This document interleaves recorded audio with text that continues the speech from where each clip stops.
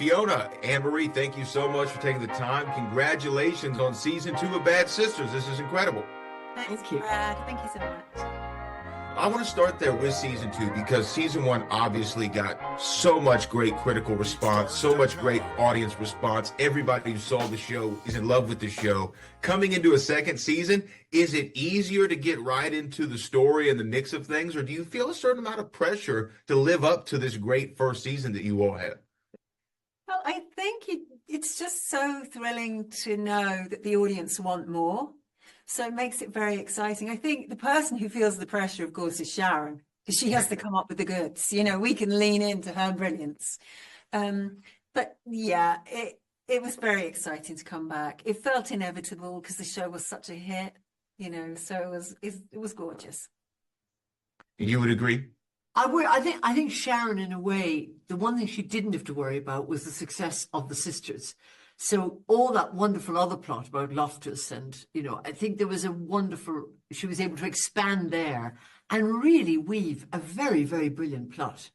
And then, so she could add the additions. I feel that the writing in the second season is almost more dazzling because in the first season, she was setting something up and you're following a story. In the second, she's sort of contradicting herself and allowing it to unravel brilliantly.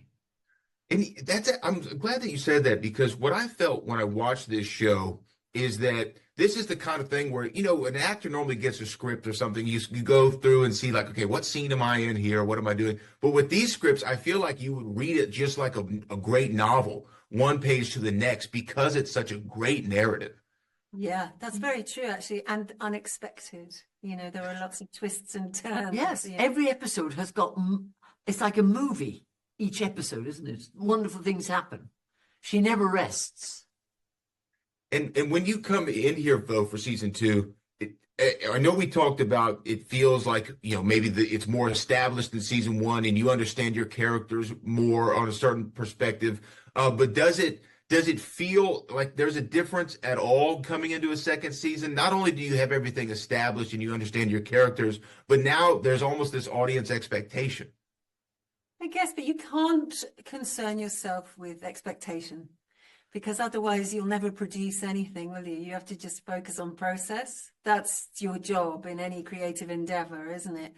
Also, the first season was based upon another show, a Belgian show. So there had been a narrative skeleton. This time round, there was free fall. Sharon could do whatever she wanted with the story. And so that gives you a looseness and a freedom. So it gets rid of those interfering ideas of expectation, I think, maybe. But even if it had no plot, people just want to spend time with those sisters. They could have just come on and sat around. I think we would have all tuned in anyway.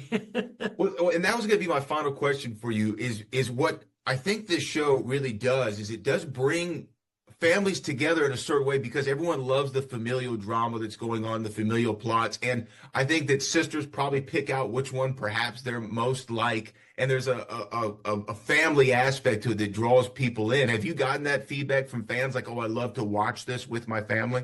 Oh, absolutely. And there's also been hilariously Halloween traditions of groups of women dressing up as different Garvey sisters. Which is great, isn't it? Turning up with eye patches. Well, the show is fantastic. You are all fantastic in it. And thank you so much for spending a little time with me this morning. Congratulations again on season 2. Thank you very much. Bye.